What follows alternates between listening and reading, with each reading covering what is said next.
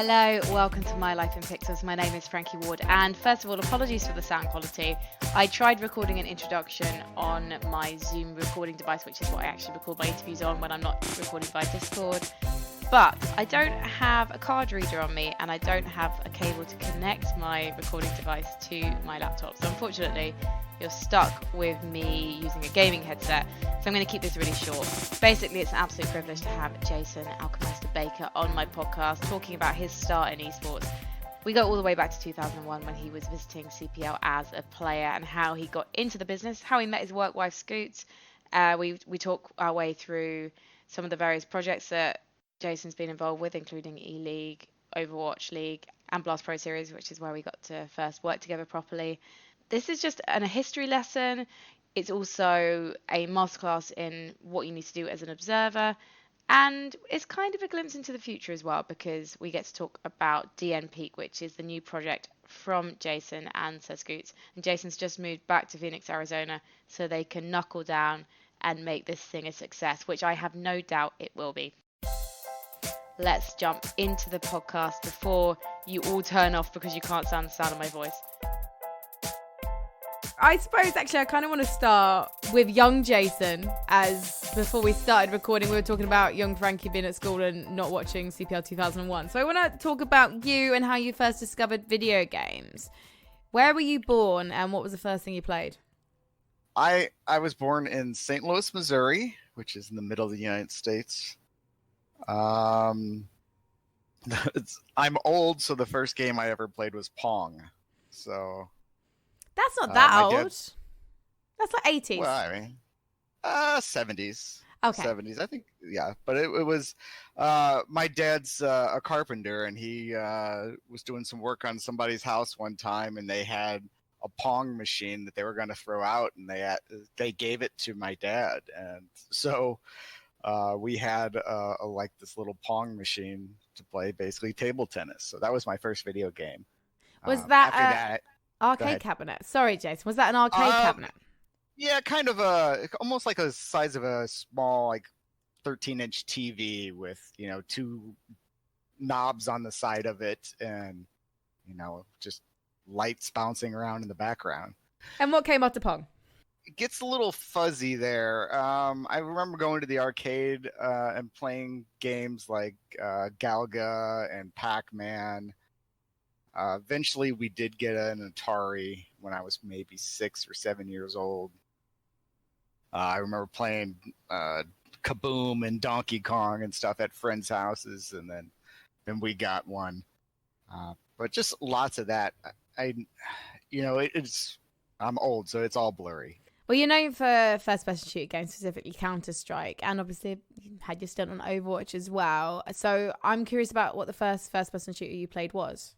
Doom or Duke Nukem, one of those. Doom, Duke Nukem, or Blood are kind of like all cemented in my brain around the same time. I would go to a friend's house and mess around on his computer. Eventually, I end up buying my own, but yeah, I just I'm thinking I'm going for Duke Nukem. Would definitely be the one that I would go play all the time. Did you think at the time that games like Doom would become, competitive? I say games like Doom, I obviously mean Quake. Did you have any inkling that was going to become the future? So in, I guess, 99, I have the magazine around here somewhere. I should find it. In about 1999 or even 98, I read an article. It was written by Thresh, and Thresh is the guy who won John Carmack's Ferrari, playing Doom or the first Quake. I don't remember now. And I read that article, and that just changed everything for me. That was just reading about competition and the strategy that his team was going into some event. They went to Sweden, they lost. And the whole article was a reflection about losing. And all that did was make me, oh my God, I can compete in this. We were already kind of playing. I was like, we got to get a team together. We got to start playing online. And I had like a 14.4 modem when people had 56K. So I couldn't even play online very well, but it started kind of that process for me. So how did you get your computers round to each other's houses then? Because I'm guessing you had to find somewhere to set up. It's kind of actually how I learned how to do networking with computers. Like we would go, like 4 or 5 of us would go to somebody's house, and then we'd spend the first hour just getting our computers to talk to each other. And then we would get to play for a couple hours and then go home. And then eventually a friend of ours bought a house and we took over his entire basement. And we had servers set up. We had the tables permanently set up and chairs, and some of the guys had extra monitors there. So it started becoming a big deal where we would have like 20 people in this guy's basement all the time. What did his parents make of that? Because there must have been so many kids just traipsing in and out of the house. Oh, see, this is an age different things, because you're thinking of things of being. I was like in my 20s there. That's so, a good like, point. He can still live in his basement though. Yeah, I was married. My friend's house, like we would quit playing when his wife got angry. It was the time that we'd stop playing.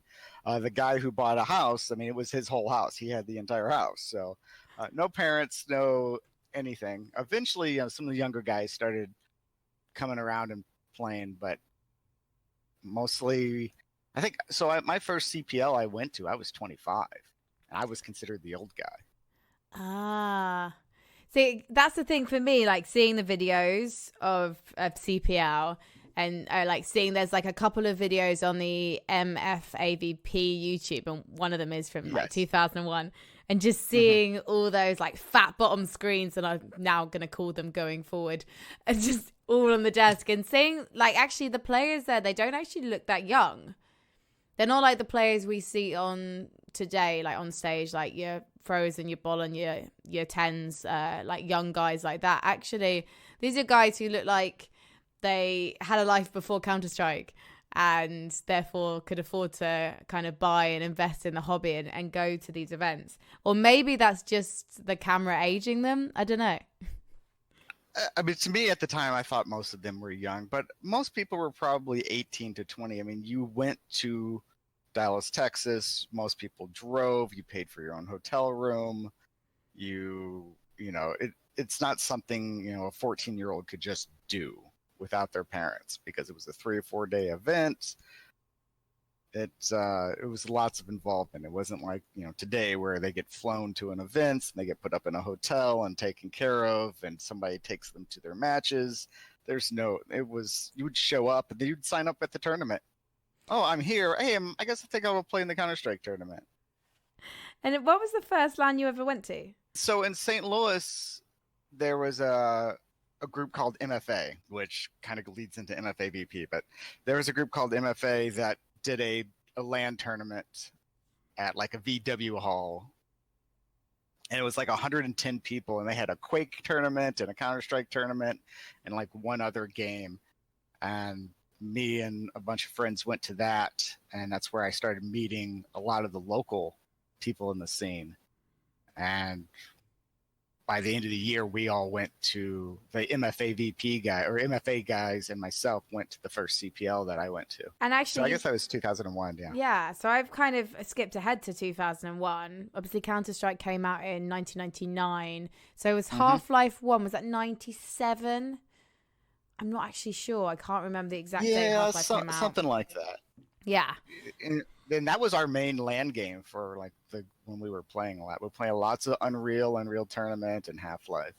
How did you discover Counter-Strike then? Was it purely because of you played Half-Life first, or did one of your friends discover Counter-Strike?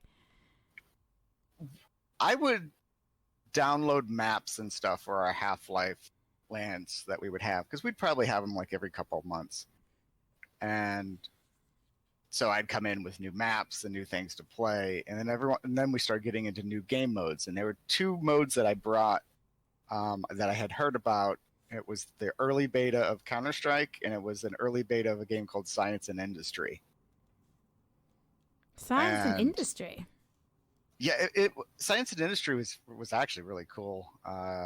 It was almost a kind of a capture the flag type system, but you would capture the other team's scientist, and then they would work on technology and build up your weapons so you could have better weapons the more scientists that you had. Oh, that's kind of cool. That's kind of like Age of Empires meets FPS. That's kind of cool. Yeah, I like that. I want to play that. Bring that back. Yeah, that, and I mean, it could have been terrible, but at the time it was great. Yeah. And then most of the guys hated Counter-Strike. They didn't like the idea of having to buy weapons. They didn't like, just kind of the pace of it. And I just fell in love with it, and I just started playing it a lot. And I started trying to get online to play it. And when I finally got high-speed internet, like that's all I did was play Counter-Strike. I'd go to work, come home, play Counter-Strike, get up in the morning, play a couple rounds of Counter-Strike, go to work. As we mentioned, you went to CPL, and actually you mentioned in an AMA earlier this year, your favorite ever matches were RDW versus NIP in 2001 and NIP versus 3D, which I think what they were calling themselves Extreme 3 at the time. Yes, X3. Yes. So that was the CPL Winter 2001 final. What was it about those matches that was so good? It was one of those, I thought I was good at Counter-Strike. We were on the local scene, we were pretty good. There's probably only one other team that was better than us. On the online ladder in our region, we were like in the top 4. And so I get to the CPL and I think I'm good at the game, and just jump into a pub server to warm up. And some guy comes around the corner and just headshots all 3 of us with a USP. Oh, shit. Like before you even know it, like, what the hell happened? Come around the corner again, next round, does the same thing. And I'm sitting there with an AK, and he's still just using the USP, taking everybody out. And I start actually learning that I'm not good at Counter-Strike, and that I don't know what I think I know. And so then I start really watching these guys. And the RDW versus NIP match was it was a Dust 2. And, it's kind of funny to think about it, but Dust 2 was a relatively new competitive map at that time. And so getting to see people play it at a higher level and kind of innovate strats and just the level of play and the clutch rounds and teams, I can't even remember what, like the whole back and forth of the match, but just the overall match itself, the display of skill was just, at the particular time, was amazing. And it was the highest level I've ever seen. How could you even watch the matches though at that time? So HLTV had came out that summer. So HLTV is not HLTV.org, the website. HLTV is the Half-Life TV server. So you could watch Counter-Strike projected in the room, or you could watch it on your computer while you're at the LAN. So they had a big screen set up with like auto observer. And it was like 5 seconds delayed, 10 seconds delayed or something. So, and then you could download demos. So this is like all the stuff that Overwatch is now just putting out, you could do in 2001 in Counter-Strike. In 2001, I don't think you had weapon models. I don't think you got weapon models until like 2002, but you could still see the point of view of the people. And it was actually easier to understand how they were controlling recoil. I think, you'd see like Heaton shoot at the ground and it was like, what's he? Oh, you're starting to understand how to play on LAN and how to play and control the guns way better. And then the X3 versus NIP game, it was like triple overtime on Nuke. And they shut down the network in the BYOC at that time. So the only thing to do was to watch from the screens and just stand around the room with maybe like 200 to 300 people watching that screen, and everybody's reacting and cheering, and just that feeling was just like, oh my God, this is just so amazing. Like more people need to see this. I can't even imagine like what that's like to be a player, because even now when you're at a LAN in the group stages, when there's no audience there, when a team has got match point or nearly has match point, all the photographers, all the press gather round and get almost as close to the players as they're physically allowed to, because obviously the admins will make sure they don't get too close. So there's totally still professional integrity, all that, and competitive integrity and that kind of thing. But it must be so nerve-wracking because not only are you trying to close out a match or a series, but also you've got everyone watching you. So I cannot imagine what it would have been like in 2001, having all of those people staring at your computer screen, terrified that they're going to give something away to the other team. The very first game I played at the CPL was like in 2002, and CNN was behind us with a giant camera giving an interview. And the guy that was doing the interview actually put his hand on one of our guys' back. Oh my God. What did that guy do? Did he react? He was a pretty shy guy, so he didn't really say anything until afterwards. I would have went nuts. I would have yelled and screamed. I would have been on CNN. Gamers turned violent at the CPL. So how did you then go from enthusiastic player, discovering you're not as good as you think you are, to then going, okay, right, well, fine, I'm going to still do something with this. So I'm still going to create content and people are going to be interested in this content. So when we went to the CPL, it's so there was 4 of us that went.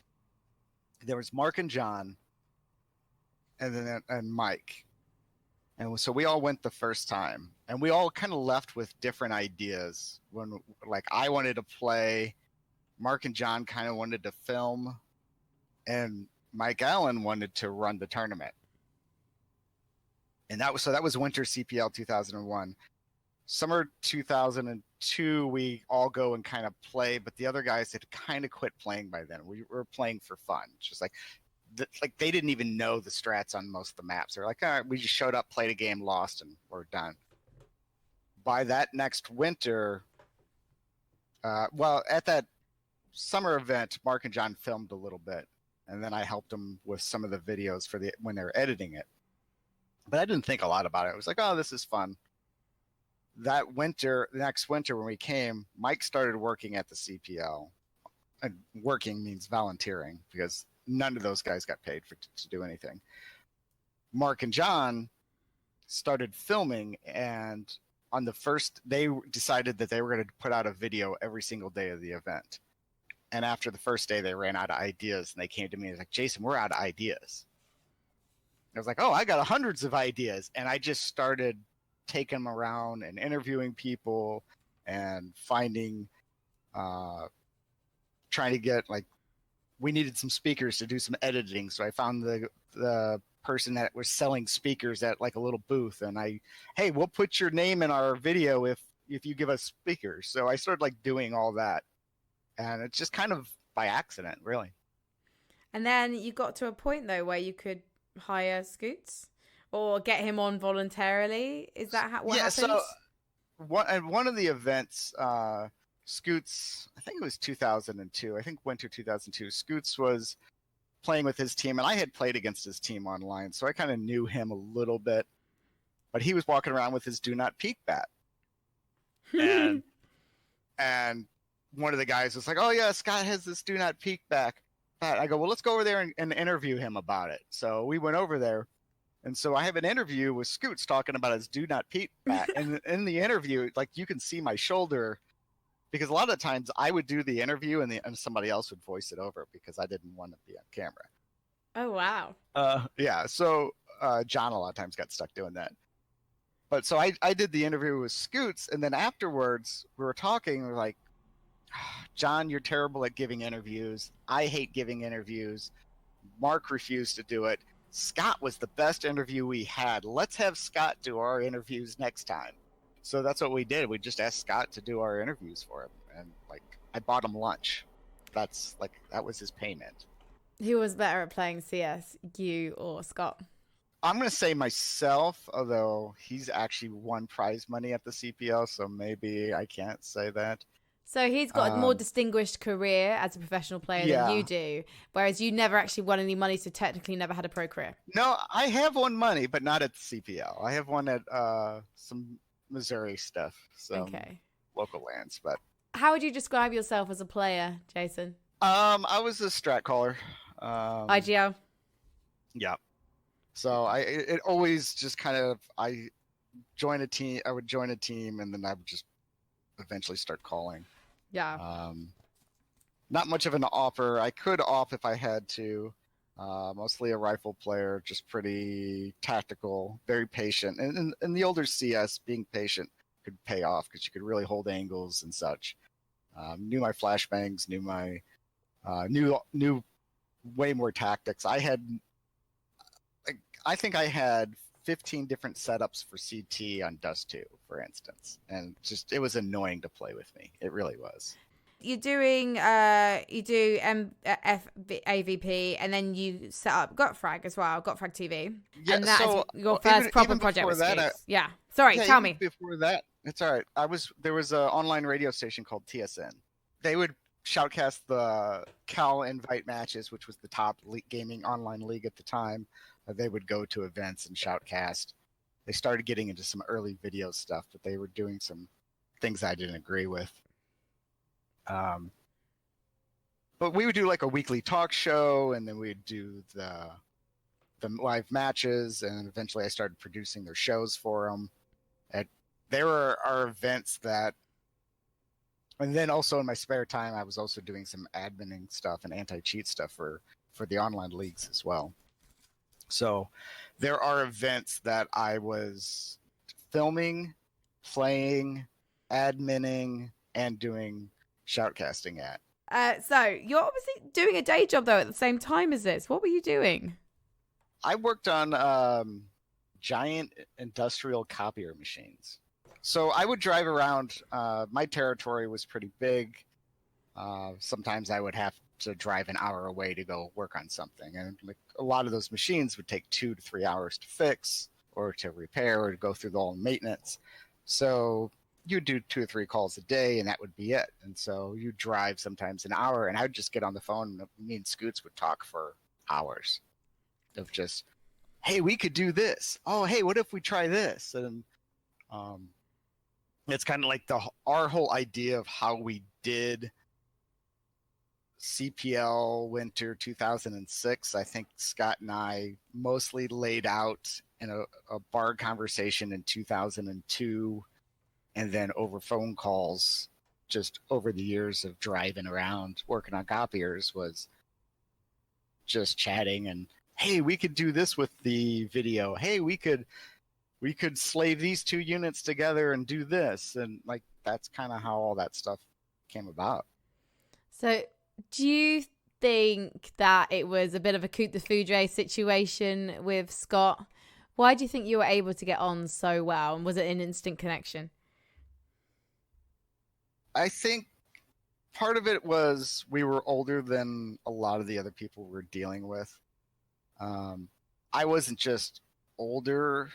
Like Scott was older, and he, at the time he was married, and he kind of had like all these real life experiences, not just gaming experiences. And I was in the same boat of, I had been married, I had a divorce, I had a full-time job.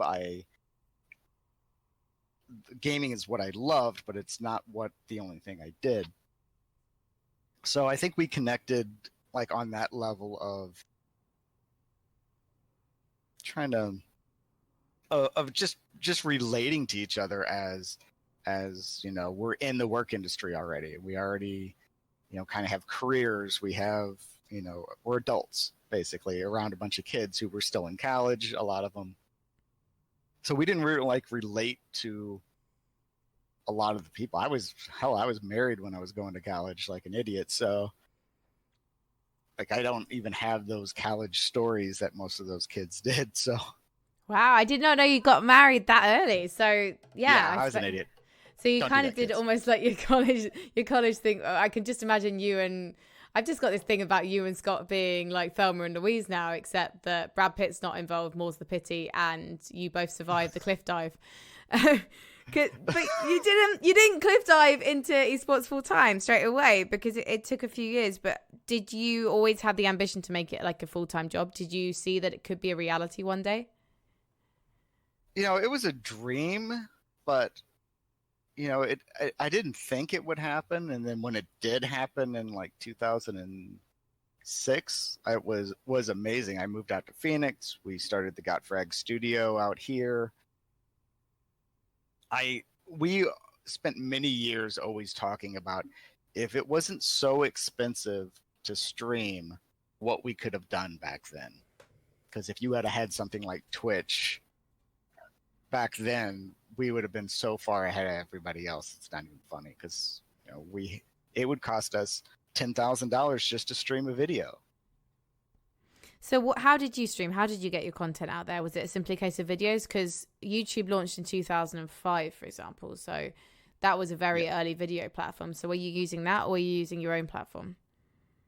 We were using our own. So even in like the 2002 days, we would just encode videos and host the full video on different websites. I did a movie called, MFAVP did a movie called Electronic Warfare. And it took probably 2 weeks of negotiating with people to host the video, of just finding places to put the video, not just like File Planet and different websites, because it costs lots of money on bandwidth. And some people were like, "Yep, you'll be good for 2,000 downloads, and then we'll shut off your video." When we got to doing GotFrag TV, we actually got bought by MLG, so they made us put everything on the MLG platform. And then we put VODs on GotFrag, but then we put a lot of stuff on the MLG platform, which was unfortunate because when they closed it down, they just deleted everything. Yeah, this is the thing that MLG bought it in 2007, right? So it didn't actually take long for MLG to come after you guys and your content. So what was that experience like of being approached by this big organization? Or bigger organization, I should say. We respected MLG. They were doing some really good events and looked like they had some money behind them, and they had some really good ideas. I still like a lot of the people that are over there, or used to be over there. So that was exciting. It was nice to it wasn't until 2006 somebody actually paid for a plane ticket for me to go to an event. Until then I had paid out of my own pocket. So that was pretty exciting. I don't know if I could capture the almost like pinch me, I'm dreaming scenario it was to kind of get bought, and we got a little bit of money, were able to do it full time. Then it was the double-edged sword of now they want our stuff on their platform. They were they were trying to align their own interest a lot, and it just wasn't a great experience at the end, and it was pretty sudden when they closed us down. Tell me how you knew it was over. I got a phone call. So we taught MLG how to stream themselves. They were paying other companies to do this, to do all their streaming. And we taught them how to do it. Chris Puckett and Sundance actually came to Scott's house, and we showed them how we were doing it. We went out to MLG Meadowlands, and Scott was the technical director for the show, the first one they did themselves. And we basically built a setup like we had for themselves. And so Scott went to one of their Vegas event. And when he came back from the Vegas event, he called me when I was sitting at the airport to go home for Thanksgiving. And it was like, hey, they're closing us down. Wow. And, here I am getting ready to get on a plane and being told that I'm out of a job. And they to be fair, they offered Scott and I a chance to move to New York. They wanted Scott and I to come to New York and run all their video stuff for them out there, but I didn't want to do it. Scott didn't want to move to New York. I don't like New York. Too many people. And I didn't want to be told what to do, because I knew the first thing I'd be doing is having to go over and film the Dr. Pepper Halo gaming house or some bullshit like that. And it's like, I'm not a fan of Halo. I think it's slow and boring. I didn't want to do it. And so what did you decide to do instead? I I took my money from GotFrag's buyout and end up moving back to St. Louis eventually and playing World of Warcraft nonstop. The heartbreak diet for gamers. Yeah, so yeah, that's pretty much it. Was, I think Wrath of the Lich King had just came out, so I was playing that, and it just became that was my full-time job. Was, if I was smart, I would have just started building content around World of Warcraft, but I wasn't. I was just like, I just played, and I ran a guild. We got world first, 3 drakes, not world first, server first, sorry. And then Scott started doing like live on 3 and lots of StarCraft things with EG, and we would talk often, and like, oh, you could do this, or he would hit me up and say, hey, how's this part look, or what's this? And so I would still pay attention to what's going on, and we would chat, but I pretty much just played World of Warcraft and did nothing for about 6 months. I'm not kidding. And then what changed? Started look. I had been looking for work in esports, and I just couldn't get anything. Riot wouldn't hire me. ESL wouldn't hire me. So, and I kind of had a non-compete with from MLG, so it kind of made things a little difficult. So I started, looking around. I almost forgot about this. So, a friend of mine's like, "Hey, I'm doing this, or my wife is working for this shoe company, and basically all she does is Photoshop these pictures of shoes to make them look better, like take out the tape marks in the background and any scuff marks on the shoes. You're good with computers. Do you want to do that? Sure, why not?" I lasted 1 day and I quit. It was the most mind-numbing, boring shit I've ever done in my life. So that was kind of like the kick in the ass that I needed to like start looking for work again. And I actually started working on copiers again. The original company that I had worked with hired me back, and they gave me all my raises as if I hadn't left. And I went back and I just started doing that. And then it just got back to, I'd pay attention to esports stuff in the evenings, not as involved in the community because a lot of the stuff was in, all that Counter-Strike stuff was all in Europe. So wasn't really involved in any leagues or any teams. I would just watch. I'd watch different games and different events, and then I go just work a normal job. Was that hard? Yeah. Mostly because I didn't like what a lot of people were doing. Like I didn't like presentations. I didn't like how they were showing the games. I didn't, Counter-Strike's not the only game I play. Like I don't care for MOBAs too much, but I played lots of first-person shooters and leagues and stuff like, Unreal and Return to Castle Wolfenstein and Enemy Territory. And so anytime I'd watch how somebody was broadcasting a game, I would just get irritated of like, not showing the big moments, not showing the tension, you're not doing any build up. And so I would just rant a lot. And sometimes I'd rant to Scott. How did you manage to break through back into the world of esports, where you belonged? It was kind of an avalanche, really. One of the guys from GotFrag, was, one of the founders, was a guy named Midway. And he works for ESL, and they were doing a World of Warcraft arena broadcast for like a qualifier or something, and they asked me to come and produce it. And we did all the we did like the early World of Warcraft arena stuff for MLG back in 2007, 2008. So I was familiar with it. So I went and produced that event.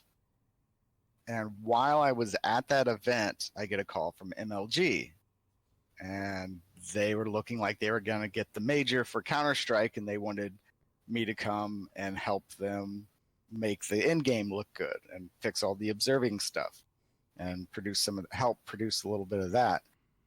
So I went out and started working with them on that. And while I was doing MLG, I get a call from ELEAGUE asking me to produce ELEAGUE. So it was really an avalanche of kind of nonstop work being thrown at me. That must Yeah, have been quite crazy for you at the time. yeah, I mean, I had spent lots of time ranting behind the scenes about how lots of people were doing Counter-Strike, and it was really until Steel came along and was doing some observing that I could actually point to something relevant and like say, look, here's somebody who knows what he's doing. He's building tension. He's setting up a moment and he's paying it off.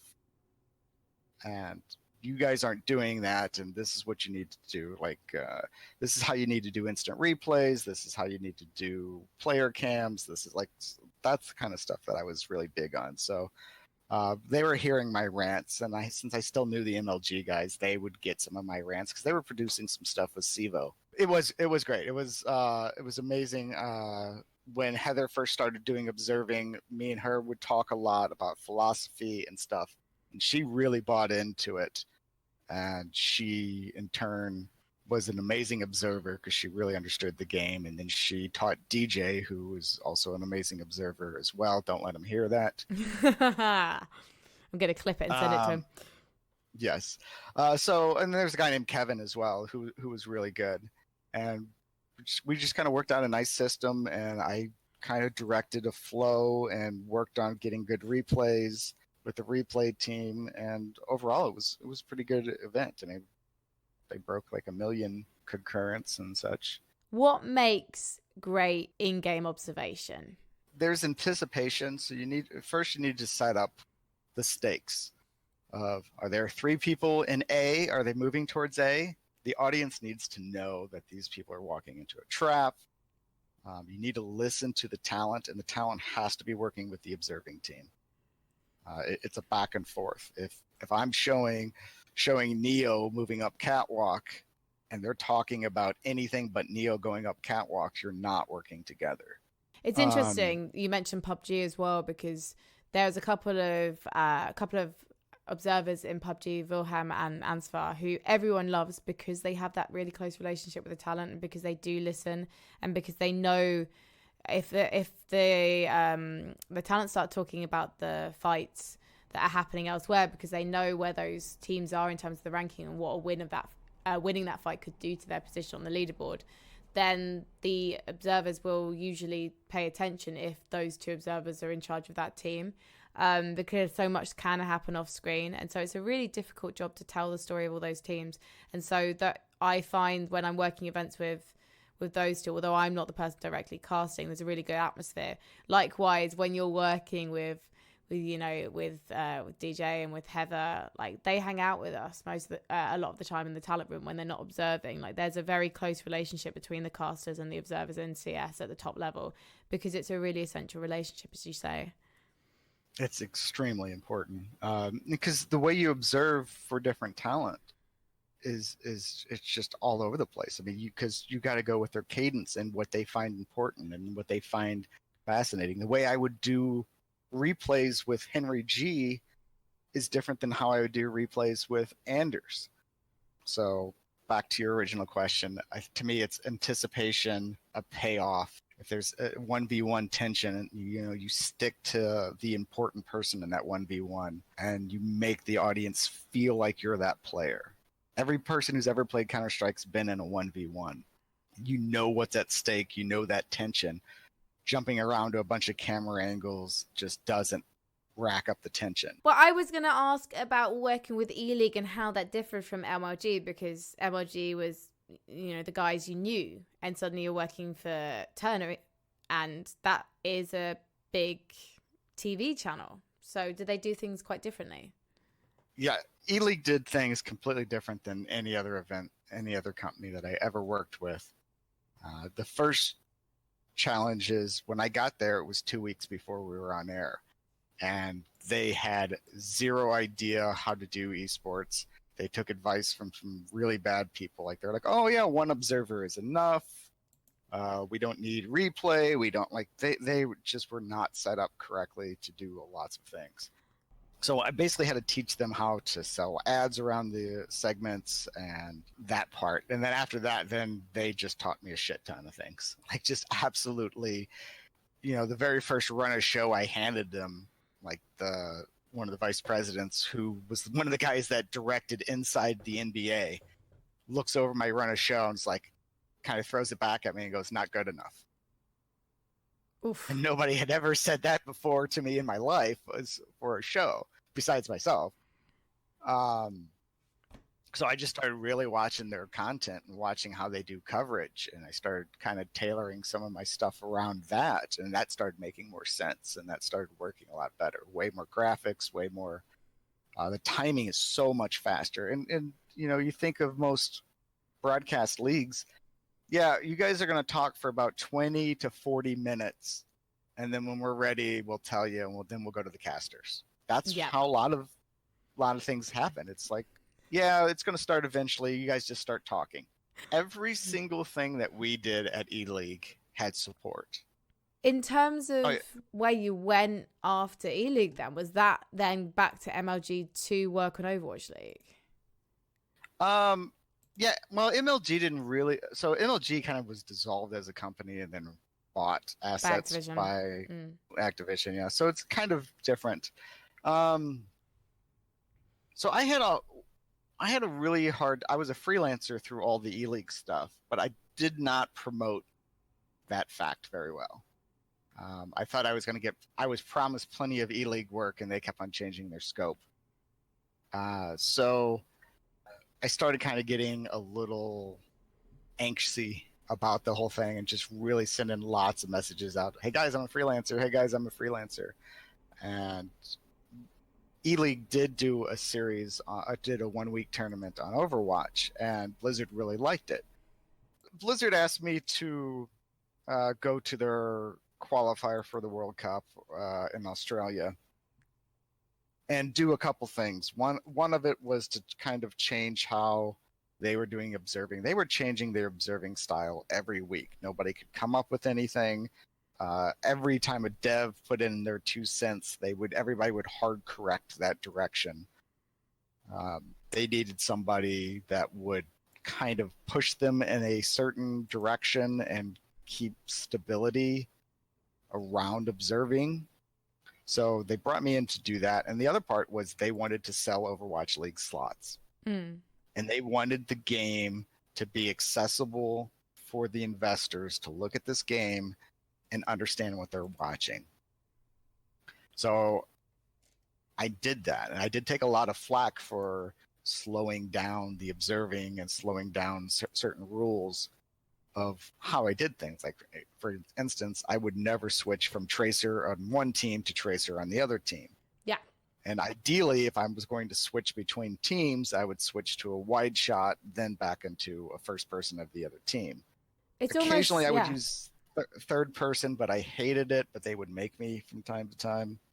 We had them one of the very last things I did was have them rechange all their third person camera angles so you could actually use them. But I have no idea what they did with it. Before you left Overwatch League, so between season 1 and 2, would you say you were happy? Like stage 1 Overwatch, I wasn't happy at all. I wasn't happy with anything. By the end, I was pretty happy. I was happy with how we did Overwatch League. There was a few things I wanted to change. They wanted to cut my manpower, and I was fighting with them about how many people I actually need to do a show. I actually wanted more, and they wanted me to have less. So I was happy to an extent. I did not like doing the World Cup that we did because we did their whole World Cup. So we went to Korea, to LA. Like in a 4-week period, we did Korea to LA, to Thailand, to France, and that was nuts. And I was absolutely burnt out. Half my crew were Korean, half my crew were my crew. The setups were different every single time. I had screens sometimes I couldn't see. I had water dripping on me at one place. It's just, I was not happy during that event at all. But I would say I was slightly surprised when they did not renew my contract, but not surprised.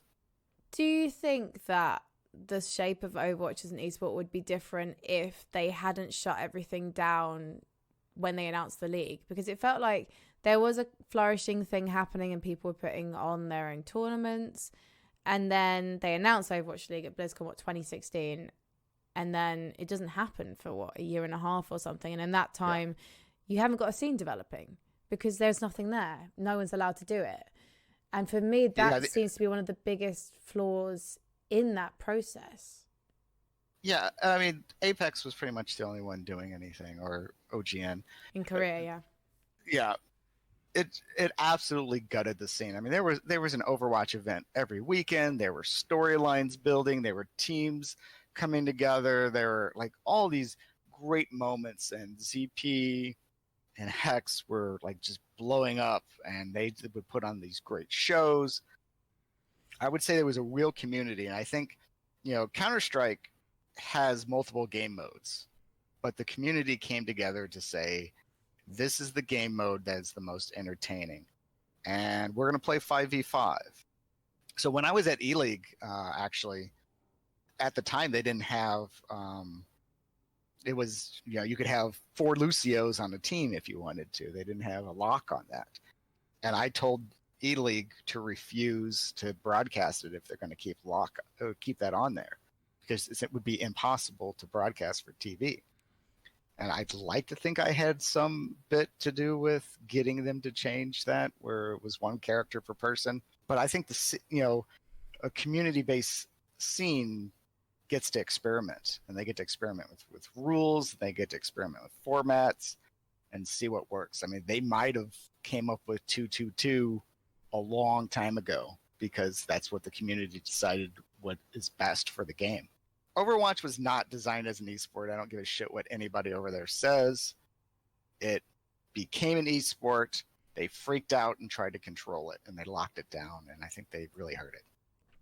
When the news broke that you had left Overwatch League, there was such an outpouring of love and support for you in the community, Jason.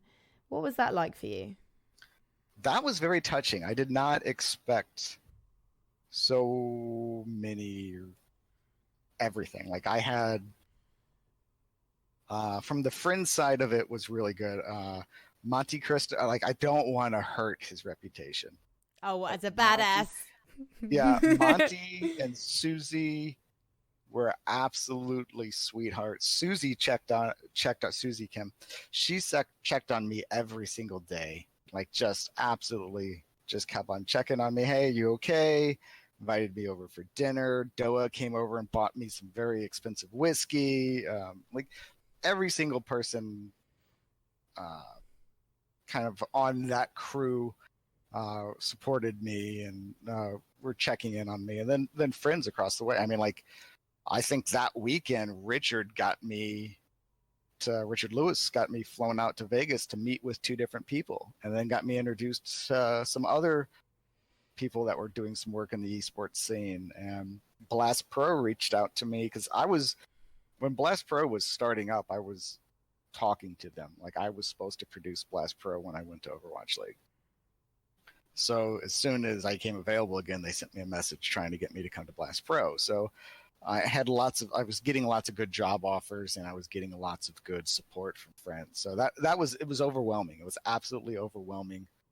And I always expect things kind of go to the worst. So I saved up my money, like a lot of my money. So I didn't have to take the first job that I got offered. Like, I got an offer to work for some mobile company doing something that I didn't like. And if I was in a financial pinch, I would have had to take that job. I got to do some consulting for some people that nobody will ever know about. I got to do some guides for things that nobody will ever know about. And I made some, I think, maybe difference in some games, and made some money on the side doing that. And then I got to do some of the Blast Pro stuff as well. And we finally got to work together on Blast Pro Series. Yes. So yeah, thank you for getting them to hire me. That was one of the first things I said to them. It's like, oh, hire this person to do the interviews. Thank you so much for getting me on board with Blast. One of the things about Blast for me is it's technically such a demanding job. not just when you're hosting the desk and you've got an arena show going behind you and there's loudspeakers and, oh God, what's happening? But also for you, because you're controlling 3 streams at the same time. Plus, I know there's a different arena director, but you still got to bear that in mind. And you've got the show and you've got 100+ territories broadcasting this show. So tell me about that experience. Well, when they first told me the idea of doing Blast, I told them they were idiots. I did. I was like, I could believe that. Doing one broadcast correctly is hard enough. Doing 3 at once, actually 4 at once, because there's the in-venue broadcast as well. So Yes. 4 broadcasts at once is absolutely nuts. And one of the things that they brought me in, they had a company doing their game stuff, and then they had another company doing their broadcast, and they wanted to take control over it because they weren't happy with it. So I helped them take control over the observing stuff and the actual broadcast. And they have a really smart crew and a really passionate crew on their tech side that helped us solve lots of issues and lots of problems. But it's demanding to pay attention to 3 things at once and try to make the desk somewhat coherent and try to make, when people are tuned into the A stream, that they're not left out on what happened on the B and C stream. And you get some matches that don't matter, so how much time you put into those and so on and so forth. That's always tough. I mean, it's always kind of stressful doing producing and kind of show calling. I don't know. Just like, should we explain what I do? I think we should, yes. Yeah, because it's so hard to, when you're not from our production background, because I was a producer before I started doing on-screen stuff, you don't necessarily know what goes on. So, yeah, definitely explain it. Yeah, so the role of a producer, and it's will be different from every broadcast. ELEAGUE was the ultimate of being a producer.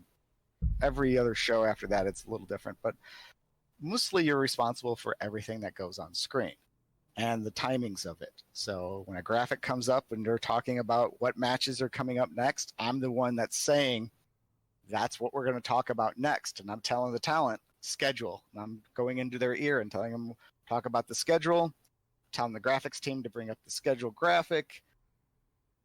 And I write the whole run of show for the whole broadcast. And then when somebody comes in and says, we got to swap out a computer, we're going to be 20 minutes late, it's my job to keep things moving.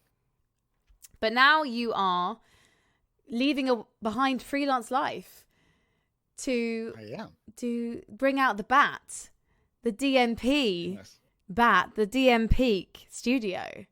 With Scoots, with your bestie. You've moved to Arizona again, and you've got a studio space. So, technical name would be Do Not Peak Entertainment. We can blame some Japanese printing company for owning the trademark for DNP. The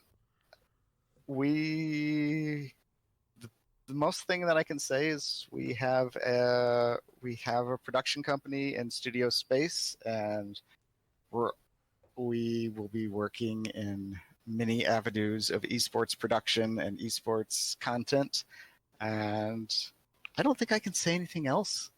I hate to do that to you, but I don't think I can say anything else just yet. I know we have some PR stuff coming, and I know that they're working out a few other things, but think of all the different.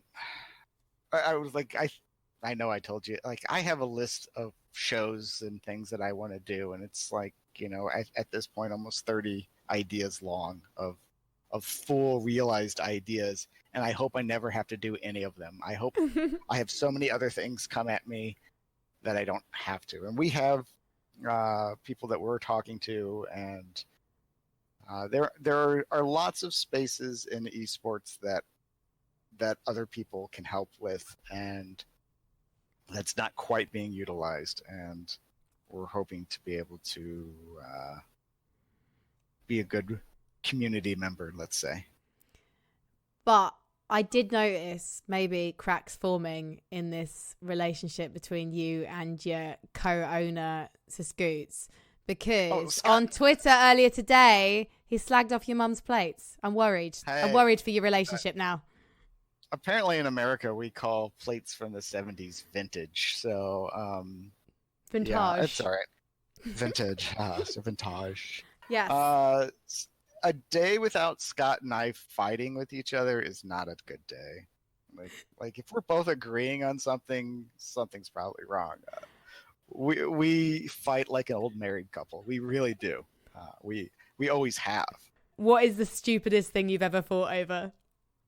It's all stupid. That's part of the fun. It is. I remember calling a save round strat because we used to pug a lot in CS:GO. So he would stream and we would pug. And I called a save round strat one time, and I was like, "Look, we can't do anything on nuke. Let's just stay at spawn and work on something." And he didn't want to stay at spawn, and we yelled back and forth on his stream for probably the full round, trying to get that. And then like afterwards, we and him just laugh about it. We like our fighting is it's how we talk to each other sometimes. I think they'll make a movie about you two one day. So if you were to look back over the last 20-something years of being involved with Counter-Strike, with gaming in general, is there one moment, and I should have sent this question to you in advance, some reflection, is there one moment you think that sums up why this has become your life? I think so. During the MLG major, there was a point. So I had Heather and Kevin as my observers, and I gave them each like a half of a map off. So we just worked with less observers to go and watch part of Counter-Strike from the stadium, because we're all lifelong Counter-Strike fans, and to see the game in the stadium is an amazing thing. And so it got to a game where they said, "Jason, you got to go. Like, we're not going to observe unless you go out there and watch." So I went and watched like half of CLG versus Liquid or something, I believe it was. So I got to go out into the stadium, and I went up to the desk area, and that's where Scoots was watching from.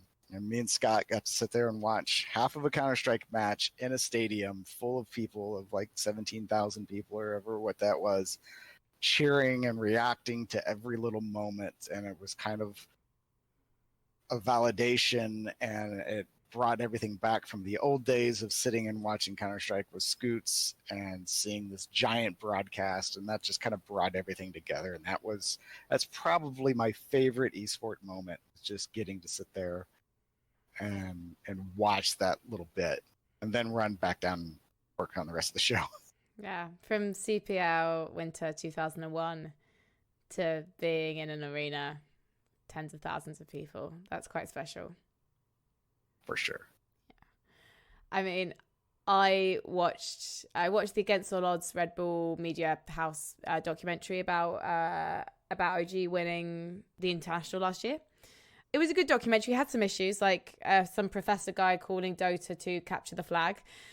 Watching the players and just seeing the stories, and then also just seeing the arena itself, reminded me of when I first experienced League of Legends at Wembley and why I wanted to work in esports in the first place. And that definitely brought up some emotions in me, because I'm such an esports baby. But I'm excited about the future. Yeah, I welcome all newcomers. Yes. There are people that will say, old men's club and stuff like that, or the old boys club. The people that get accused of that, and you know how welcoming they are. If you have the passion and you want to put in the work into esports, every single one of the old timers will welcome you, and they're happy to have you. If you act like any of the old timers had things given to them, you're just going to piss everybody off, because, we slept on hotel floors. We paid out of pocket. We didn't expect more than 100 people to tune in for a radio broadcast, and we would put 16 hours into it, and we would put everything into our passion. There was no money, there was no fame, there was nothing. We wanted to share what it was. And the fact that it blew up is great. And the fact that new people want to come in and they want to produce and they want to write and they want to be talent, I'm absolutely happy. Well, thank you for sleeping on floors and paving the way for the rest of us, Jason. Just my honor. Well, Jason, it was my honor to talk to you. Thank you so much for spending that time with me. Now, for those of you who are wondering, why the hell do I sound like this? It's because, as I mentioned before, I didn't bring a cable to be able to import my usual recording device audio onto my laptop. We recorded the interview last week, myself and Jason, via Discord and my at-home gaming PC.